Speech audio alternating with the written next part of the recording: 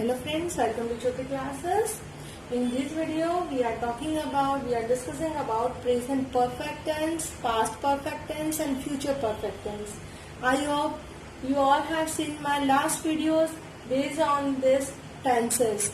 So today we are going to start this point, present perfect tense. Present यानी कि जो वर्तमान है उसकी बात हो रही है, जो चल रहा है उसकी.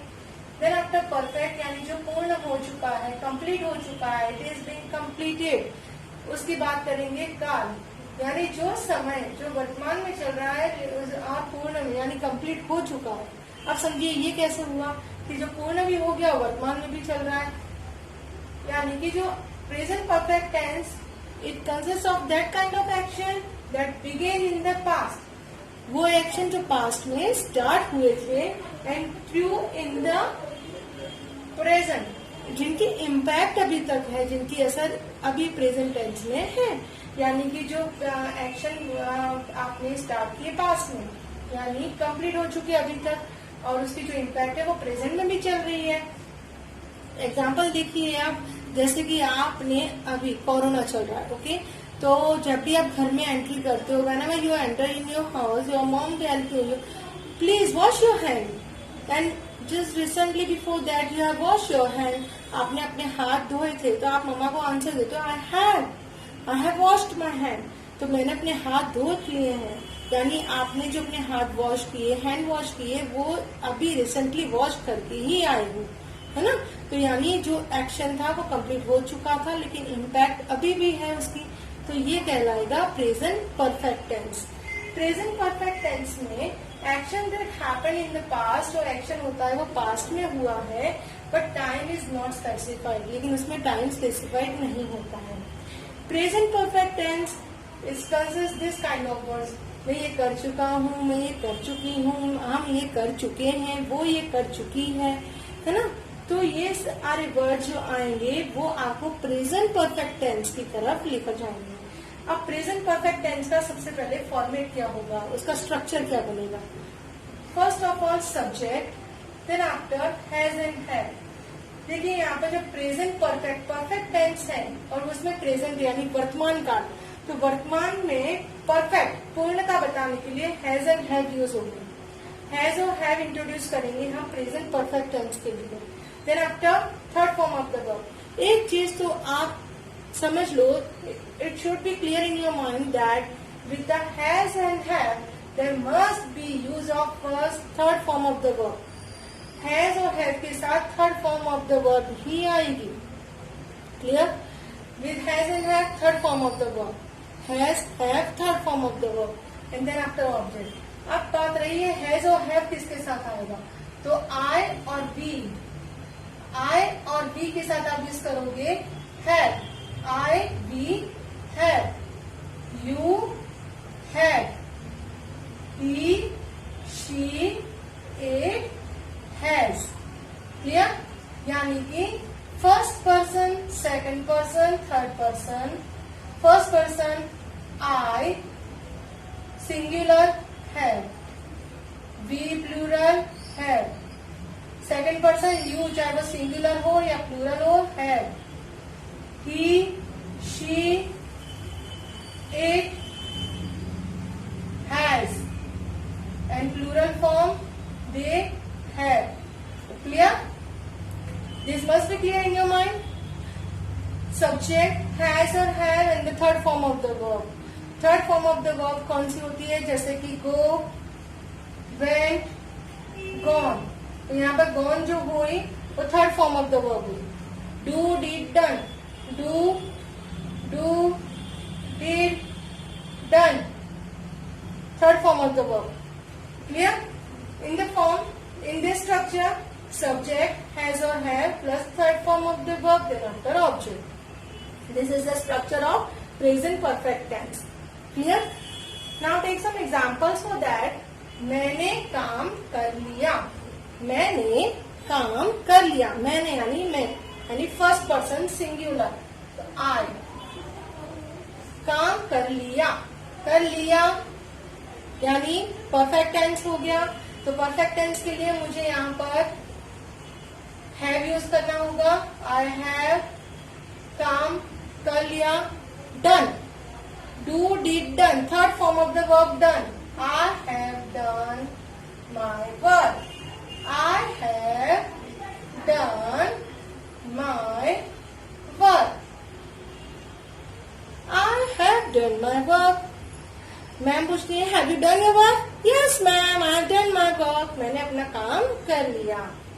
ठीक है, उसके बाद है तुम खा चुकी हो, तुम यानी second person you, second person you, खा चुकी हो, तो खाना खा चुकी हो आप ऐसे भी लिख सकते हो, तुम खाना खा चुकी हो, तो यू चुकी हो क्या हुआ, परफेक्ट टेंस हुआ, प्रेजेंट परफेक्ट टेंस, तो you have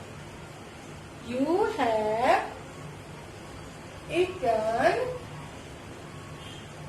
food, clear, eaten, third form of the verb. Then after वह third person, वह काम कर चुकी है, यानी थर्ड पर्सन गर्ल के बारे में बात की है, तो शी के साथ क्या आएगा, his, she has, वह काम कर चुकी है, she has done her work, वह अपना काम कर चुकी है, she has done her work, clear, has present perfect tense show करता है, third form of the verb, her work, I think you are clear with this. अब जब इसकी बात हम करते हैं कि नेगेटिविटी में कैसे यूज करेंगे, नेगेटिव फॉर्मेट में क्या होगा, तो स्ट्रक्चर क्या होगा इसका, सब्जेक्ट हैज, हैव और third form of the verb के बीच में नॉट को इंसर्ट कर दीजिए, not done, not eaten, not played, okay, not sung, then after object, okay. तो आप सेंटेंस बनाइए, इसी में से हम इसका नेगेटिव बनाते हैं, तुम खाना खा चुकी हो, तुम खाना नहीं खा चुकी हो, तो you have not eaten food, मैंने काम कर लिया, मैंने काम नहीं किया, मैंने काम नहीं किया, I have not done my work, उसने गाना नहीं गाया, शी हैज नॉट संग अ सॉन्ग, सिंग की थर्ड फॉर्म होती है संग, शी हैज नॉट संग हर सॉन्ग, क्लियर। तो ये तो हुई बात नेगेटिव के बारे में, और प्रेजेंट परफेक्ट टेंस के बारे में। प्रेजेंट परफेक्ट टेंस हैज और हैव इंट्रोड्यूस करते हैं, और हैज और हैव के साथ third form of the verb लगेगी, subject and then after object here, clear. Then after past perfect tense में क्या होता है, पास्ट परफेक्ट टेंस में जो एक्शन पहले हो चुका था, जो एक्शन आप कर चुके थे, उस एक्शन के बारे में बात करते हो पास्ट परफेक्ट टेंस। पास्ट यानी कि जो एक्शन आपका पास्ट में हो चुका है, कंप्लीटेड, परफेक्ट कंप्लीट हो चुका है, पूरा हो चुका है। Past perfect tense is consist of an action being completed before any other action take place, यानी कि जो हमारा टाइम है, टाइम पीरियड के अकॉर्डिंग हमारा जो एक्शन है वो पास्ट में कंप्लीट हो चुका, उसके बाद जब दूसरा एक्शन स्टार्ट होगा, सेकंड एक्शन जो हमारा स्टार्ट होगा, उससे पहले हमारा फर्स्ट एक्शन कंप्लीट हो चुका है। ये बताने के लिए आप पास्ट परफेक्ट टेंस यूज करेंगे। पास्ट परफेक्ट टेंस यूज करते हैं तब कुछ वर्ड्स आपको उसमें इंक्लूड होते हैं, जैसे कि मैं ये काम कर चुका था, वो भी ये काम कर चुकी थी, वो सो चुकी थी, उसने खाना खा लिया था, वो बातें कर रहे थे, तो ये सारी बातें क्या हुई, पास्ट परफेक्ट टेंस के अकॉर्डिंग हुई।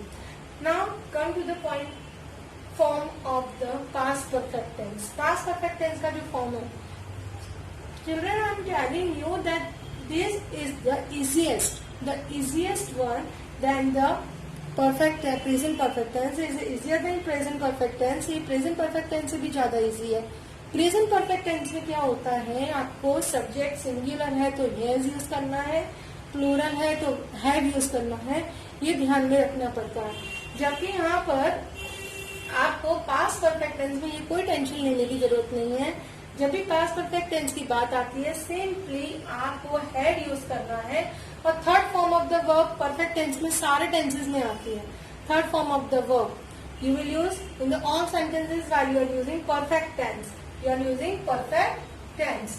So subject plus had plus third form of the verb, then after object. ये हुआ इसका स्ट्रक्चर। देखिए एग्जाम्पल, मैं फुटबॉल खेल रहा था। मैं आई खेल रहा था प्लेड, तो प्लेड से पहले आएगा हमारी वर्ब हैड, हैड था, past perfect tense had, I had played football. मैं फुटबॉल खेल रहा था आपके आने से पहले, तो I had played football before you came. आप जब आए उससे पहले मैं फुटबॉल खेल रहा था। आई हैड प्लेड फुटबॉल।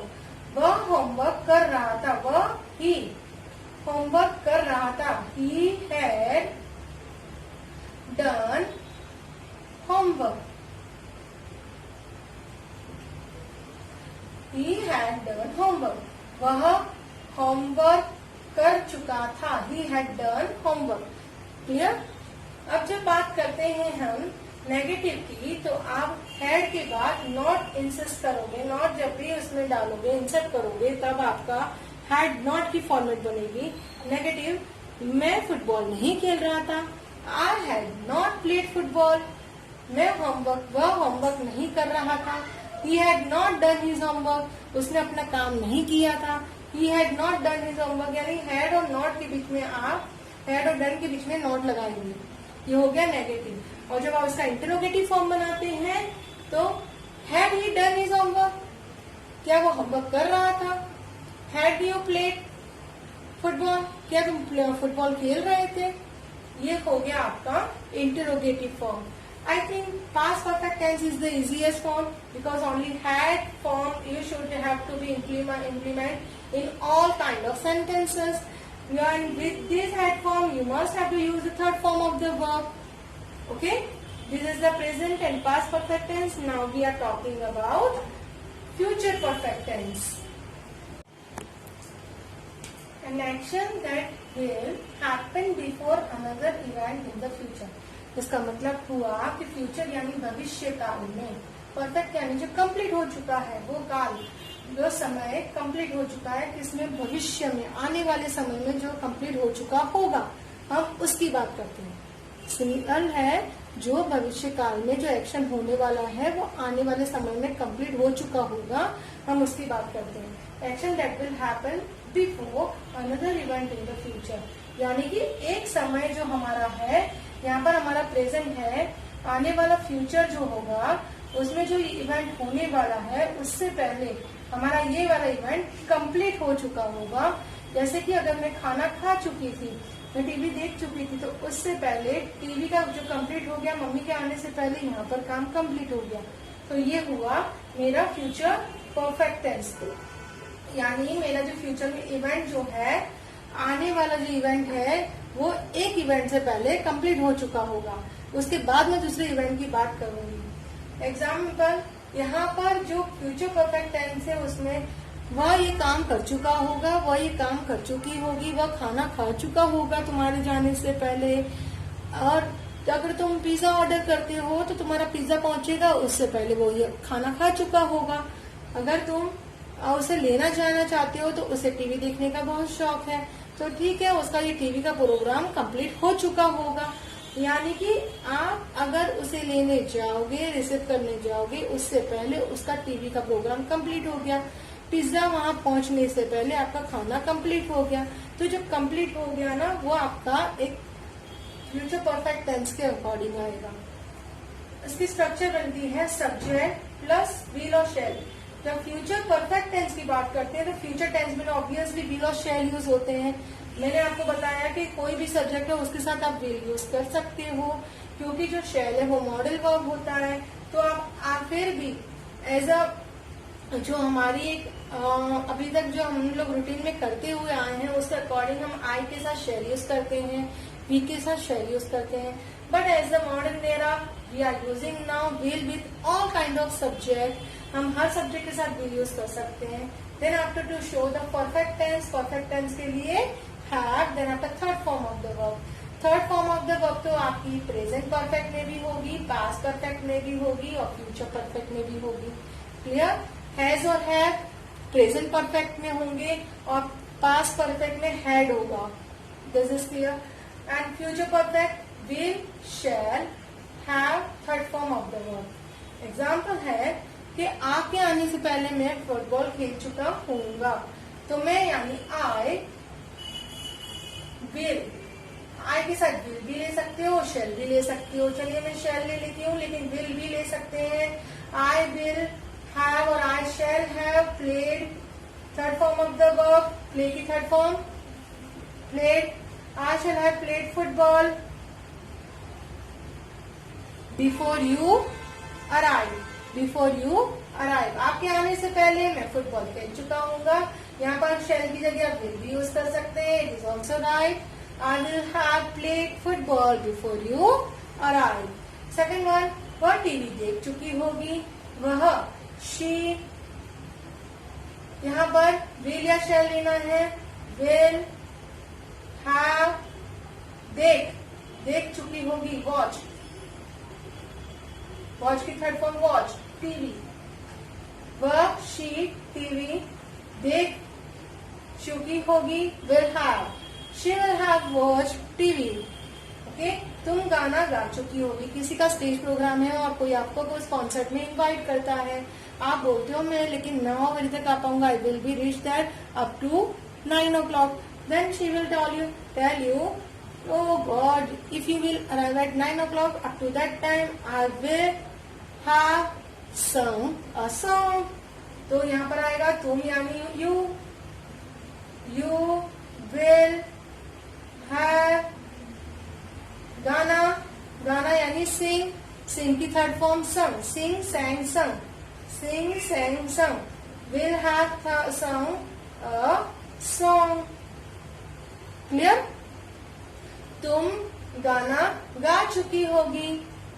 ओके, अब देखिए जब हम बात करते हैं इसकी नेगेटिव फॉर्मेट की, तो नेगेटिव जो होगा वो इसी का नेगेटिव देख लेते हैं। जो हमारा शेल और विल होता है और हैव है उसके बीच में नॉट आएगा।